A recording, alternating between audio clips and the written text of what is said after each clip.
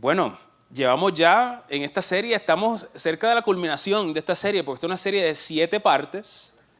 Hoy es la quinta, muy bien, están tomando nota, es la quinta parte. ¿Por qué 7 partes? Porque es Dios hablándole a las 7 iglesias. Uno de mis sueños, están en mi bucket list, como se dice en inglés, en mi lista de cosas que quiero hacer. Yo quiero ir a Israel, quiero caminar por las calles y los lugares donde caminaron Jesús y sus apóstoles, donde caminaron las figuras de la Biblia. Pero una de las cosas que también quiero hacer es que yo quiero ir a los sitios donde, y eso está así, se puede ir a la mayoría de los lugares donde estaban establecidas las iglesias del tiempo de los Hechos. Y hacen tours de eso, hacen excursiones, y tú puedes ir con personas que saben y te explican y todo eso. Tengo una amiga, es maestra del colegio, que estaba con su familia y estaba ¿sabes dónde estaba? En el Acrópolis, donde Pablo predicó en Atenas. Estaba en la plazoleta donde estaba todo eso, y se estaba tomando fotos, y yo acá. En algún momento quisiera ver todas esas cosas, porque es real, son elementos históricos. En este tiempo, aquí, de cuando se escribió el Apocalipsis lo escribió el apóstol Juan. Juan escribió el Apocalipsis, una revelación que Dios le dio.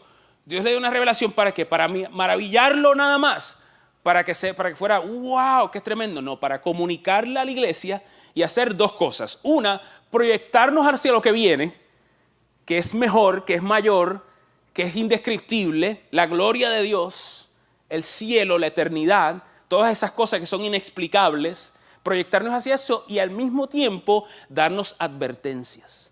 Porque el deseo de Dios es que nosotros estemos con Él en su gloria. Ese es el deseo de Dios. Pero requiere de una determinación de nosotros. Porque ¿quién es el que interrumpe principalmente el propósito de Dios en tu vida? Tú mismo, yo mismo. ¿Ves? Satanás pone tropiezo en nuestra vida, pone tentaciones hacia nuestra vida. Pero tú y yo, el Señor nos ha dado la capacidad de decidir, nos ha dado agencia. Dios nos creó de esa manera, con la capacidad de tomar decisiones, y por eso el Señor lo que nos está diciendo, le está diciendo a la iglesia, y por extensión nos dice a nosotros: decidan bien. Ojo, que están haciendo esto bien, pero están haciendo esto mal. Nosotros ya hemos discutido 4 de las iglesias. La primera fue Éfeso, la iglesia de Éfeso, y el mensaje central de la iglesia de Éfeso fue ¿cuál?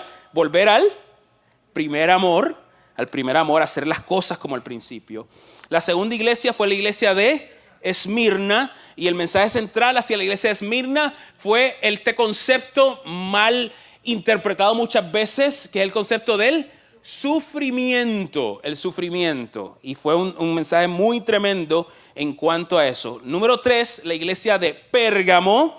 Y la iglesia de Pérgamo, el mensaje central que nos comunicó el Señor ahí es a raíz de la tolerancia. La tolerancia se toma como algo netamente bueno, pero ojo, porque nosotros no podemos tolerar lo que Dios no tolera. Nosotros no podemos amar lo que Dios no ama. ¿Ves? No podemos tolerar lo que Dios no tolera. Lo que toleras no lo cambias. Y número 4, la semana pasada, de la iglesia de ¿cuál? Tiatira, la iglesia de Tiatira, y ahí se puso profundo la cosa, porque hablamos de algo que se llama el espíritu de Jezabel. Hablamos del mundo espiritual, y mira, eso fue muy, muy breve en cuanto a toda la profundidad que podemos hablar del mundo espiritual, pero el mundo espiritual es real. Es real. Interesante, después del servicio de la semana pasada tuvimos una conversación con uno de los caballeros que había aquí de visita, y él testificaba, él es creyente, pero él testificaba que él fue santero, y en la santería él me decía: mira, nosotros tenemos, como en el ritual, tenemos una estatua de Jezabel.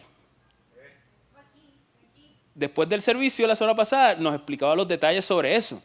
Qué interesante, ¿ah? Por eso yo le estoy diciendo, esto yo no me esto inventando, esto es real, es real. Pero ¿cuál es mi defensa mayor? ¿Cuál es tu defensa mayor? Estar bajo el señorío de Jesucristo.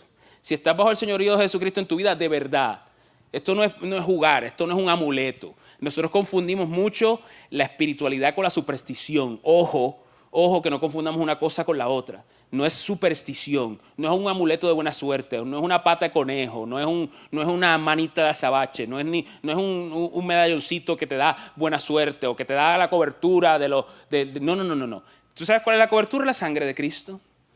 Y la sangre de Cristo se obtiene con la salvación y se vive bajo el señorío de Jesús. Viviendo todos los días, ¿qué? En obediencia, buscando obedecer al Señor. ¿Fallamos? Sí, pero volvemos a Él. Volvemos a Él. Nos arrepentimos y volvemos a Él. Amén. Y hoy nos toca la quinta carta de Jesús. Esta vez a esta iglesia que se llama la iglesia de Sardis. La iglesia de Sardis. De ahí viene el término sardina, porque sardina... No, mentira, no. Suena bien serio, ¿verdad? Mira, y me vi tentado en extenderlo como por lo menos 30, 40 segundos y hablarles bien serio. Y ustedes, wow, tomando nota. Ojo, porque ¿sabes qué? Cuando uno tiene facilidad de palabra, las personas que tienen facilidad de palabra te pueden vender lo que sea. Dice el refrán, te venden gato por liebre. Entonces tú estás, wow, qué interesante esto que está diciendo. Lo ves un video de YouTube y dices, wow. Me gusta, estoy siguiendo a un muchacho, relativamente joven él, pero es un estudioso, un teólogo estudioso especialmente de escritos y de griego, de hebreo, bien profundo. Y él se dedica, y su canal se dedica a ver entrevistas y cosas que hacen gente tratando de desmentir la Biblia y cosas como esas, y él le desmantela los argumentos, le dice, no, ojo, tú estás hablando de los rollos del Mar Muerto y los rollos del Mar Muerto son esto, y presenta toda la evidencia y toda la documentación, que una parte de esa yo estoy familiarizado, y los desmantela y le dice, pero tú ves las entrevistas, las que él está presentando, y la persona que está hablando diciendo unos disparates, lo dice con una seguridad que todo el mundo se lo cree. Lo dice con una elocuencia. No, porque Jesús no era de Nazaret, era de qué sé yo qué otro sitio. Y lo dice con una elocuencia y que el entrevistador, wow, no sabía eso. Y que no lo sabías porque eso es mentira. Está diciendo una tremenda mentira, un disparate, como decimos. ¿Okay? Apocalipsis capítulo 3, del versos del 1 al 6. Ahí presenta la carta de Jesús hacia la iglesia de Sardis. Y estaba directo al hígado. Dice de la siguiente manera: escribe esta carta al ángel de la iglesia de Sardis. Este es el mensaje de aquel que tiene el Espíritu de Dios, de 7 aspectos y las 7 estrellas. Me gusta mucho la simbología y la imagen, la revelación que hay aquí. Hay mucha profundidad que no tenemos tiempo de desmenuzarla ahora, pero solamente siempre te inspiro y siempre te motivo por lo menos a pensar en esta línea de que estamos hablando, está el apóstol Juan describiendo lo indescriptible. Dice, yo sé todo lo que haces y que tienes la fama de estar vivo, pero estás muerto. Ay, Padre, directo al hígado. Vamos a hablar de eso en breve. Yo sé todo lo que haces y que tienes la fama de estar vivo, pero estás muerto. Despierta, con exclamación, ¿no? Fortalece lo poco que te queda, porque hasta lo que te queda está a punto de morir. Ay, santo. Veo que tus acciones no cumplen con los requisitos de mi Dios. Vuelve a lo que escuchaste y creíste al principio y reténlo con firmeza. Arrepiéntete y regresa a mí. Si no despiertas, mira, hablando de advertencia, mira esta advertencia. Si no despiertas, vendré a ti de repente, cuando menos lo esperes, como lo hace un ladrón. Sin embargo, hay algunos en la iglesia de Sardis que no se han manchado con la ropa con maldad. Ellos caminarán conmigo vestidos de blanco porque son dignos. Todos los que salgan vencedores serán vestidos de blanco. Nunca borraré sus nombres del libro de la vida, sino que anunciaré delante de mi Padre y de sus ángeles que ellos me pertenecen. Ay, qué lindo. Todo el que tenga oídos para oír debe escuchar al Espíritu y entender lo que Él dice a las iglesias. Todo el que tenga oídos para oír. Tócate a ver si tienen los oídos todavía. Sí, están aquí todavía. Están aquí. Todo el que tenga oídos para oír, que oiga. Primeramente, importante, cuando habla de las 7 iglesias y cuando habla de las 7 estrellas, entre otras cosas, está haciendo referencia a esas iglesias. Cuando ustedes ven esta simbología, esta tipología que se ve aquí en estas cartas de Jesús hacia las iglesias, muchas veces habla de 7 algo, en este caso 7 estrellas. Y entre otras cosas, es una referencia directa a esas 7 iglesias. Y es lo que Dios está diciendo ahí, es que Él es un Dios personal. Dios es un Dios personal. Dios no es un Dios genérico. El Señor conoce cada detalle de nosotros y aún así nos ama. Y como nos ama, nos quiere salvar. Ese es el propósito. Cuando tú amas, nosotros cantábamos eso mismo. Él nos ama.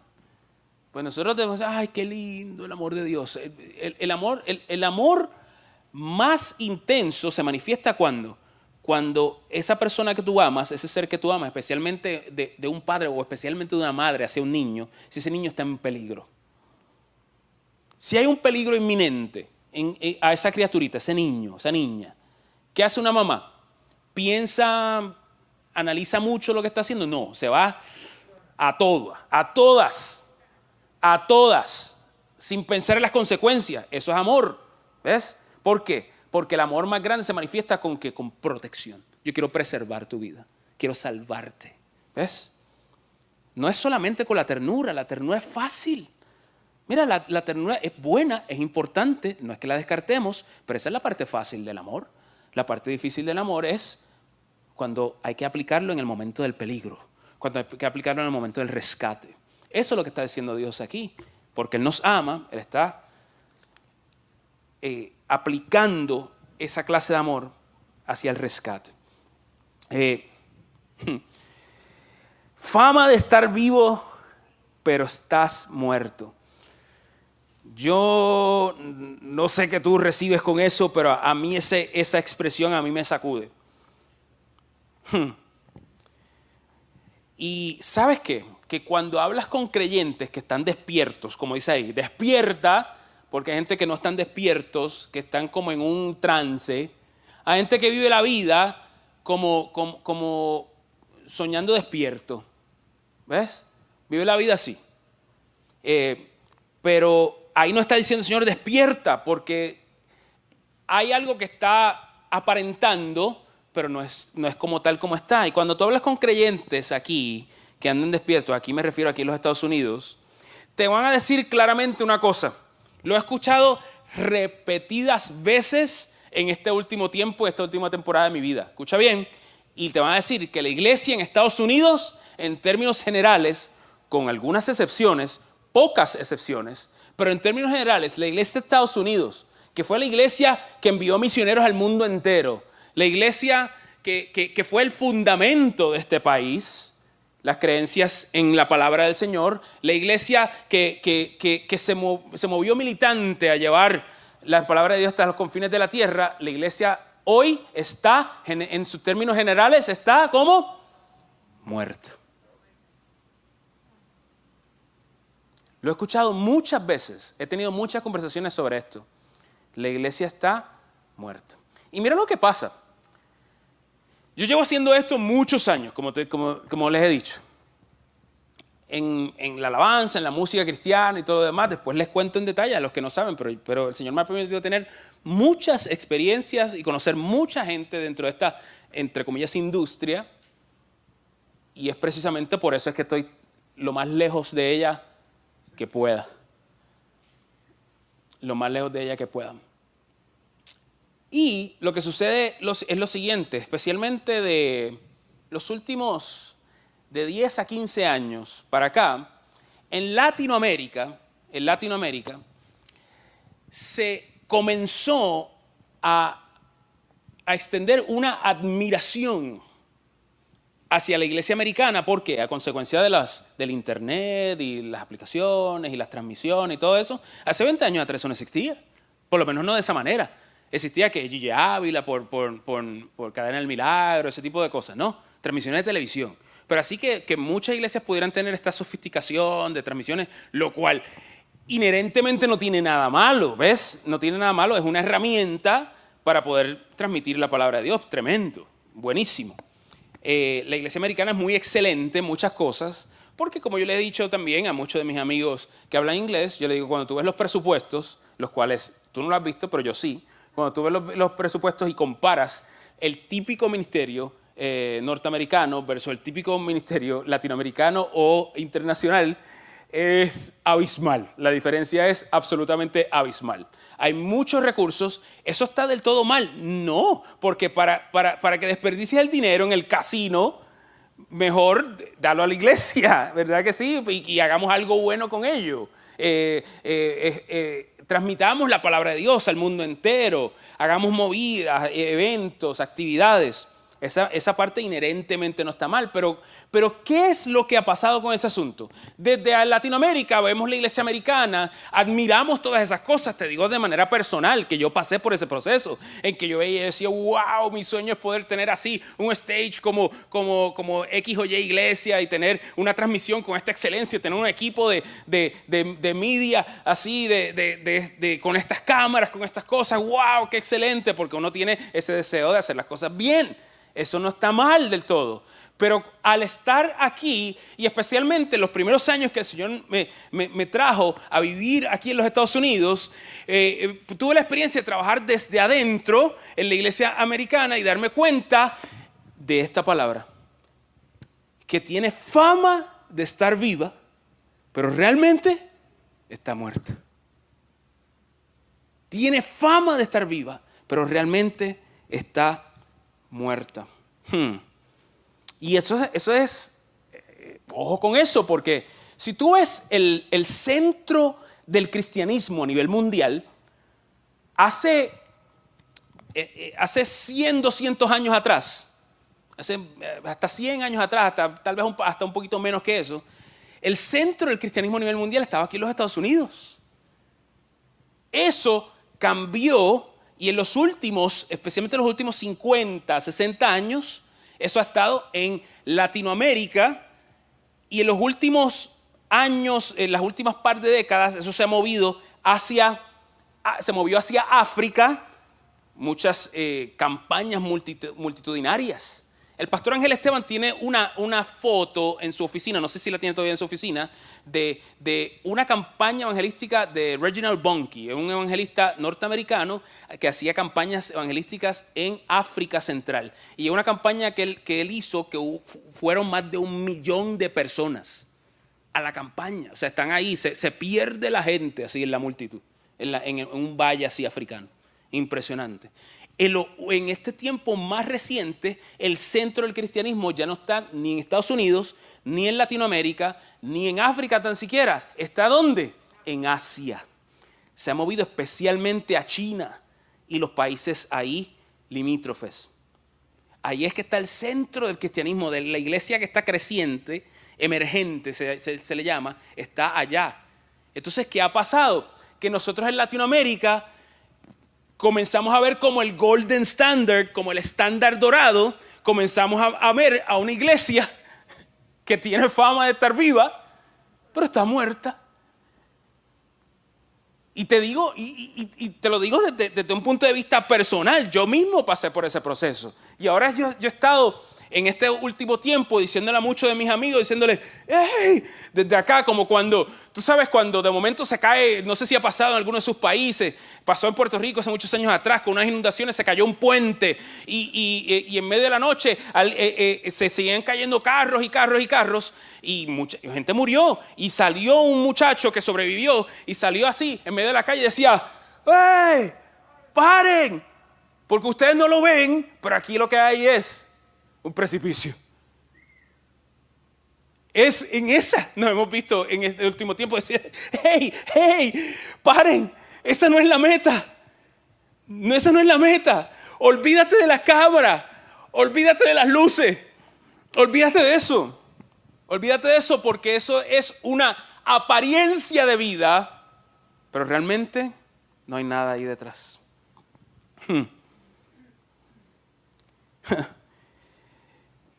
Y aquí, tanto aquí como en Latinoamérica, muchas iglesias lo que hacen en medio de eso es,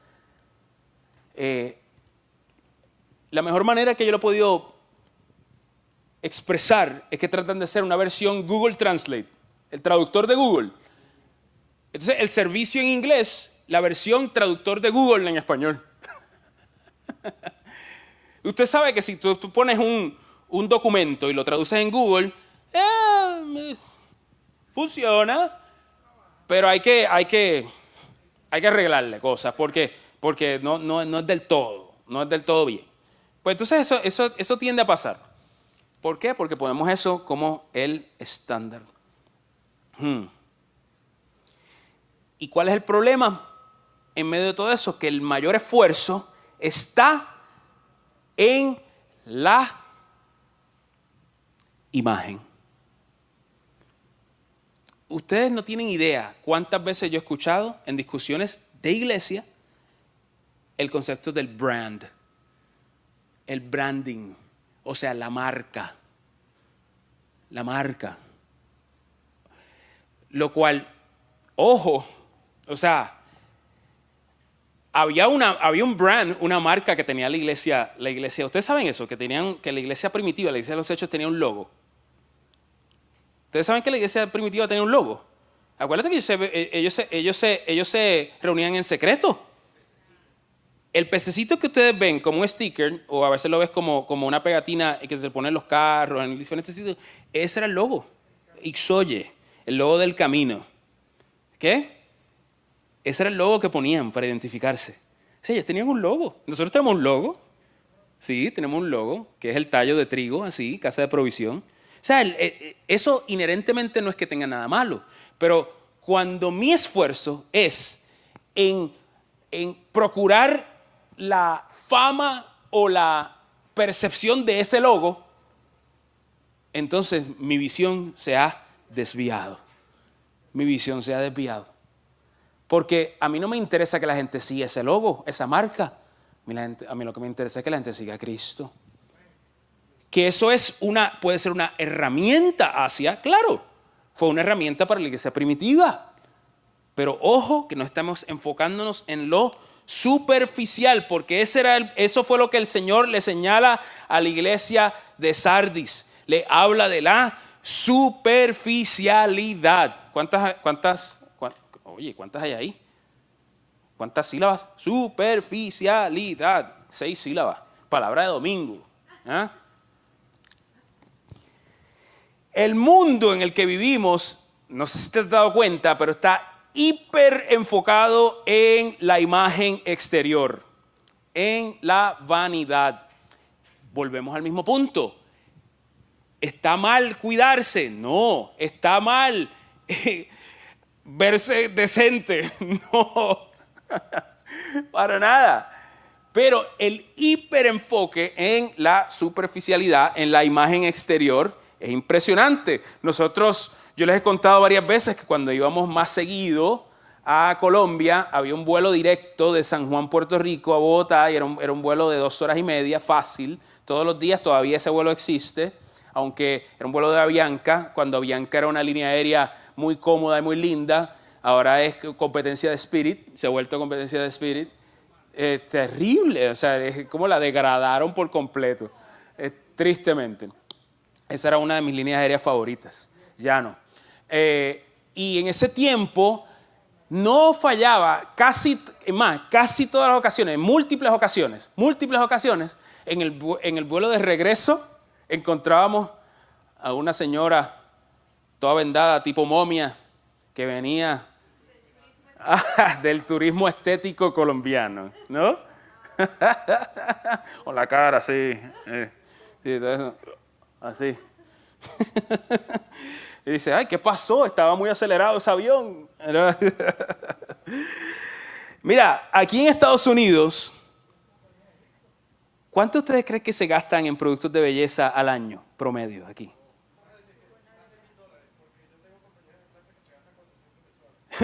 Compañeras en la escuela superior. ¿Cuánto se podrán, alguien tiene tendrá una idea acertada de cuánto aproximadamente se gasta a nivel colectivo en los Estados Unidos anualmente?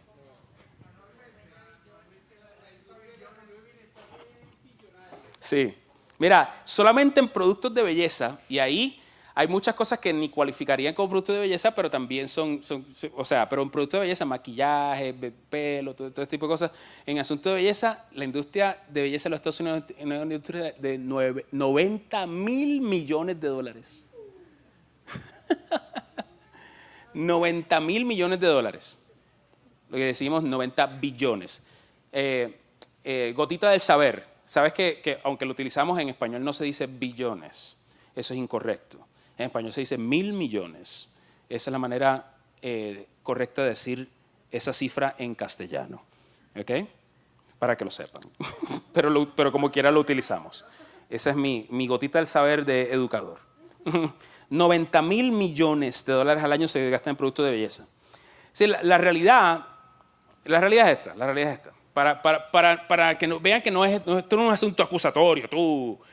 Todos nosotros estamos susceptibles a sucumbir a la superficialidad. Todos nosotros. ¿Sabe?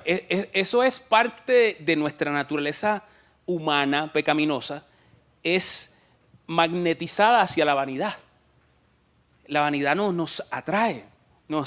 Estamos nosotros susceptibles a eso. Todos estamos expuestos hacia eso.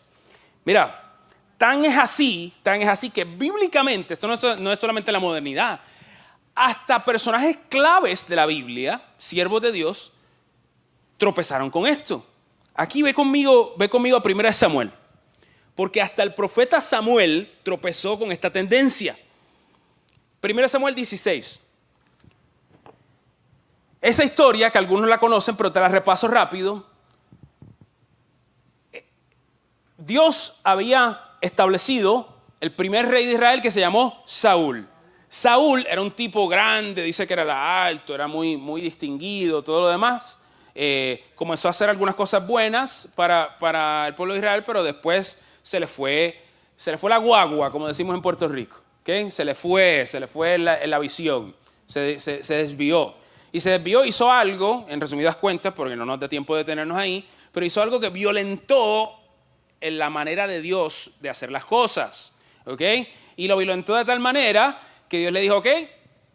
Para afuera. Y fuera, ¿verdad? Así le hizo Dios.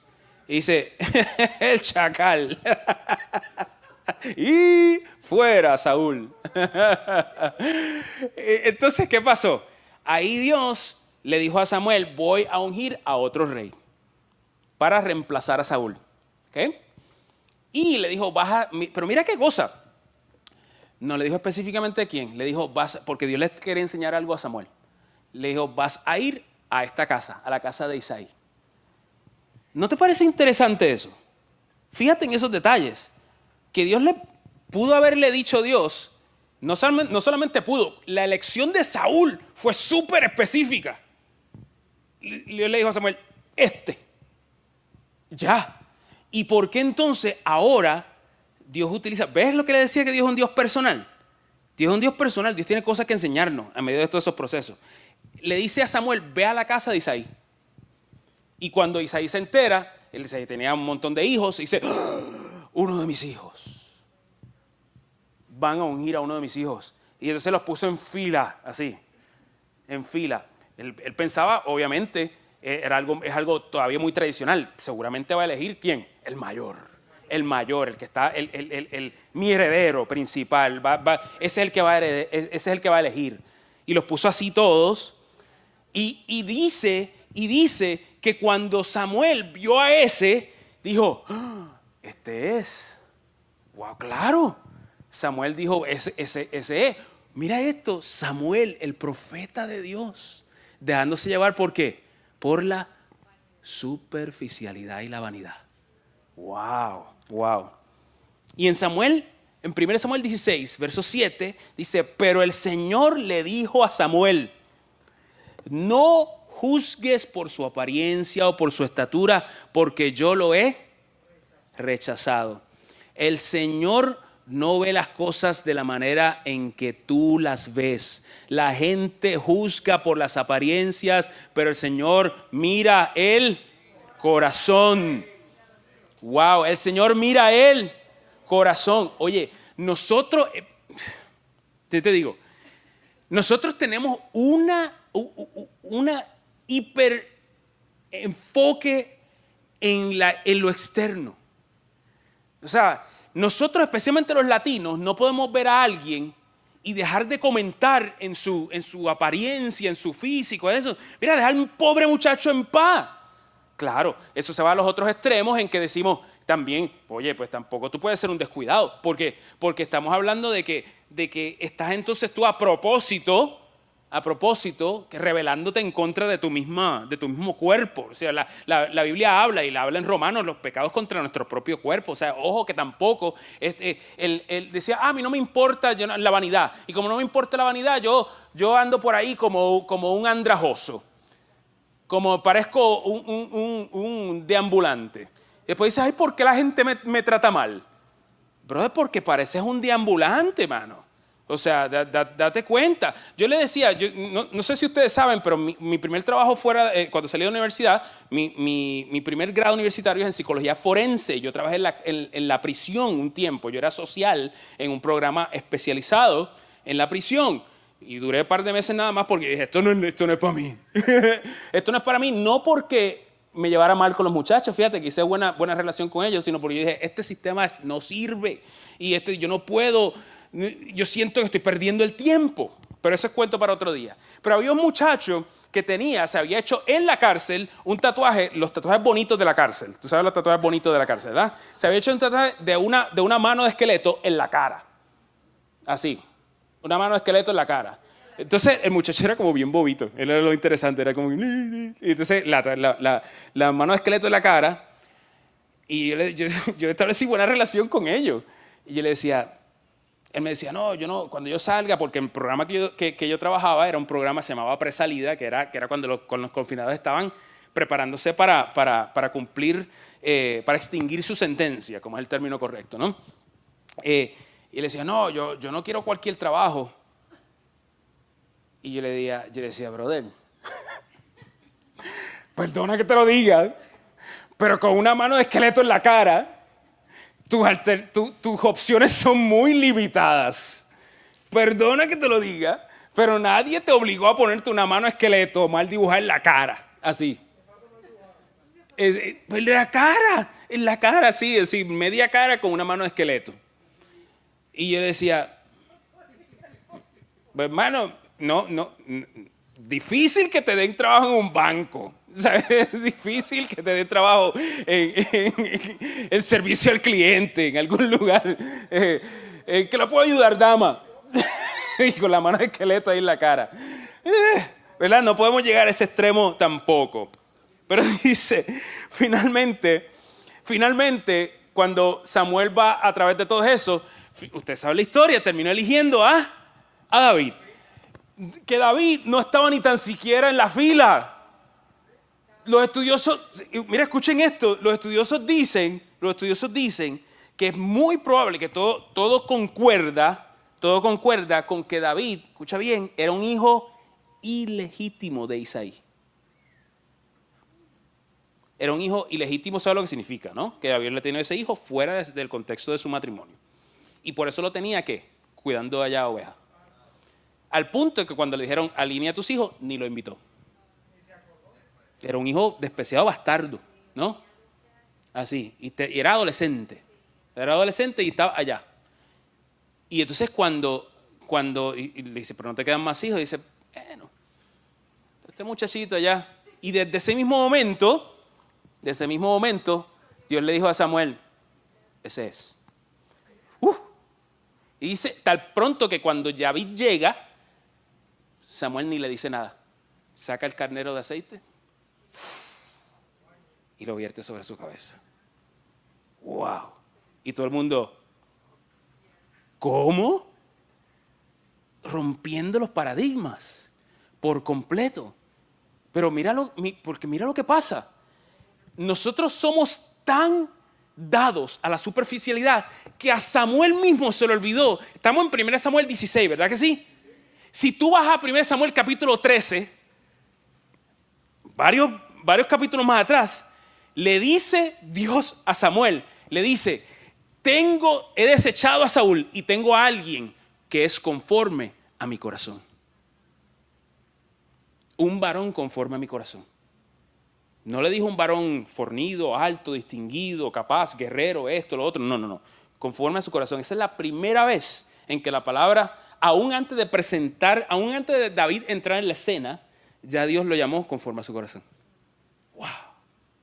Qué impresionante, ¿no? Qué lindo. No. Entonces lo impresionante de eso es que después describe a David. Mira esto. Después, más adelante, describe a David como un personaje que muy distinguido y muy de buen parecer, de todas estas cosas. O sea, tanta es la superficialidad que ni tan siquiera se fijaban en eso. Estaba tan desechado que ni tan siquiera en eso se fijaban. Ay, santo Señor. No podemos enfocarnos en la apariencia. No podemos conformarnos con la superficialidad. Dios no está pendiente de lo que nosotros estamos pendientes. Mira, le dije que le iba a contar un poquito. Este pasado viernes en Oasis, esos son unos tiempos lindos, de verdad. Te exhorto a que no te los pierdas. Cuando íbamos casi a comenzar, de momento se salió de fase todas las proyecciones, la cámara, todo, hay algo ahí que se salió del lugar, se desprogramó. Y a mí me dio una tensión de momento. ¿Por qué? Porque, no sé si se han dado cuenta, pero esos videos, especialmente los de Oasis, están alcanzando a mucha gente. Hay mucha gente que está siendo bendecida por eso. Y yo digo, qué bien, eso es una herramienta buenísima para llevar a la gente a ese tiempo de intimidad con Dios. Qué lindo que Dios nos puede usar como iglesia para eso. Pero digo, pues quiero hacerlo bien, o sea, la motivación no es incorrecta. Pero cuando el enfoque se vuelve eso, ahí es donde fallamos. Empiezo yo a luchar con esto y me pongo tenso. Yo digo, pero ¿qué pasa con esta cosa? Y esto estaba lo más bien. Y en medio de todo eso, de momento el Espíritu Santo me empieza a redarguir. Y yo, ay, Nelo, no puedes estar enfocado en eso. Y yo, Señor, es verdad, tú me lo has dicho tantas veces, o sea, si tú quieres hacer otra cosa hoy, quieres hacer otra cosa hoy. Si no funciona el equipo, no funciona el equipo, agarro la guitarra, me siento aquí en la orilla de la tarima y ya, y lo hacemos así y ya, y se acabó.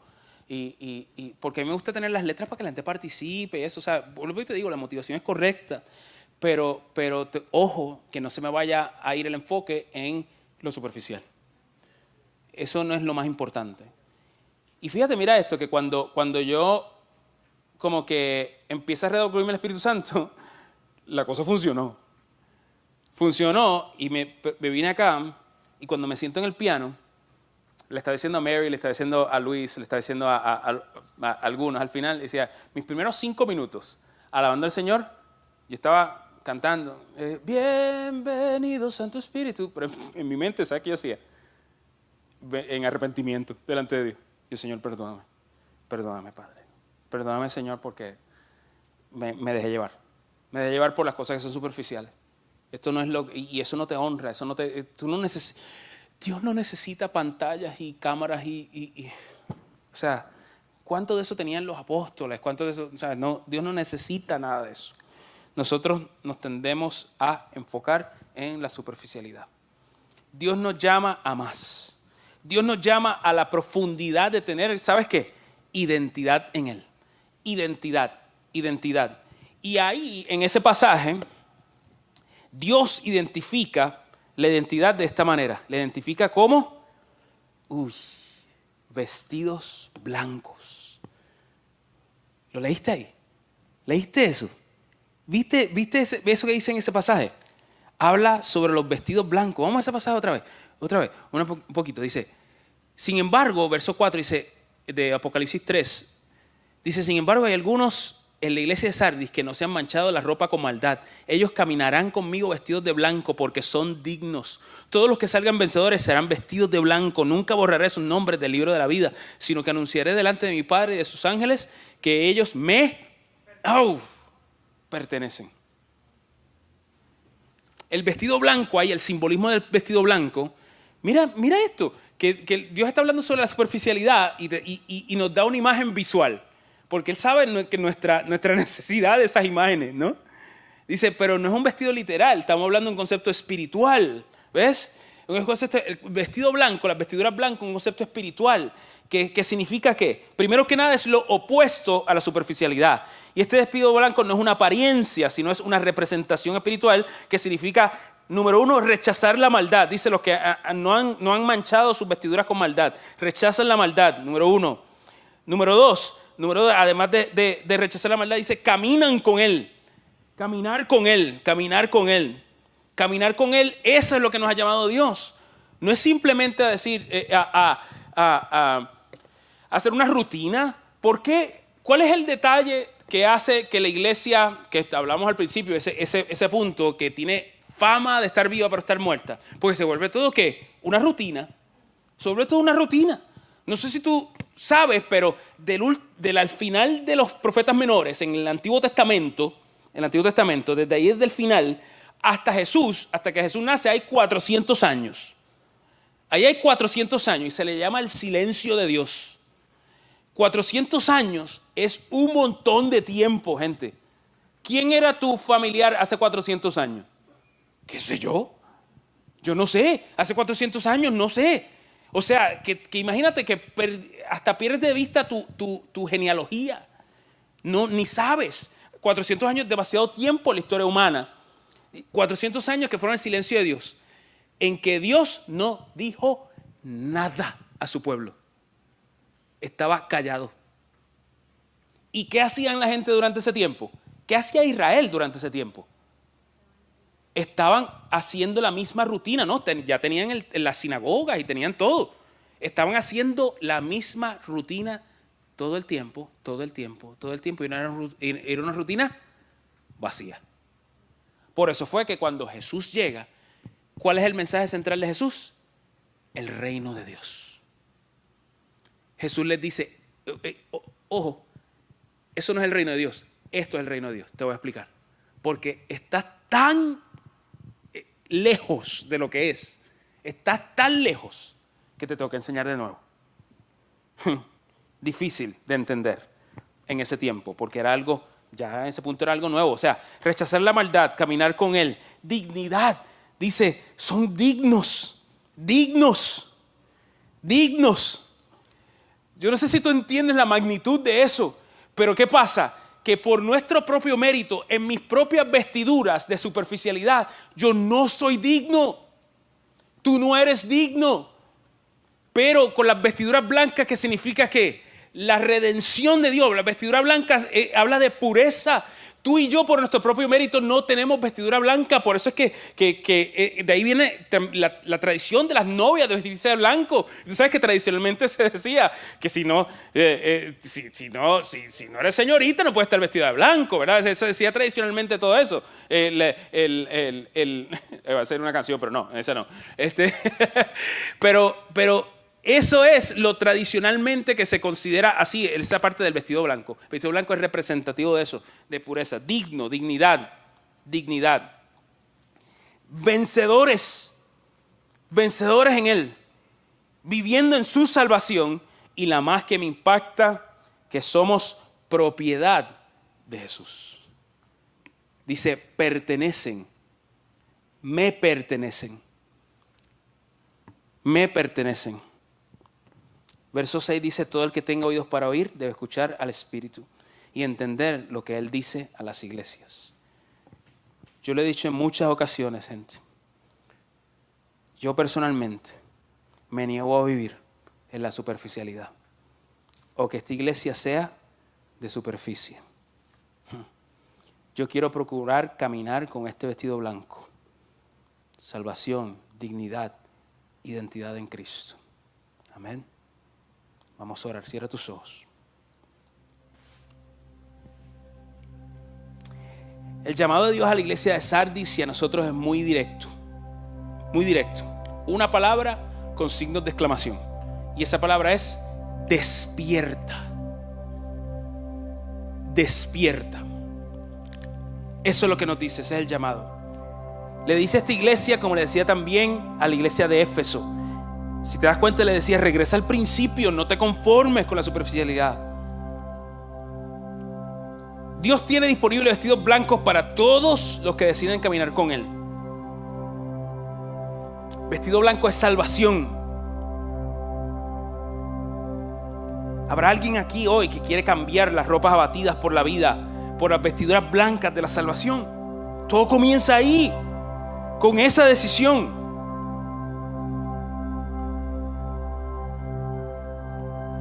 Si tú quieres esas vestiduras sobre tu vida, te invito a que te pongas de pie. Ahí donde estás.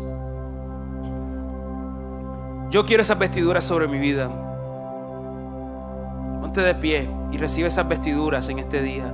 No te vayas de este lugar con la misma vestidura con la cual llegaste. Todo comienza ahí.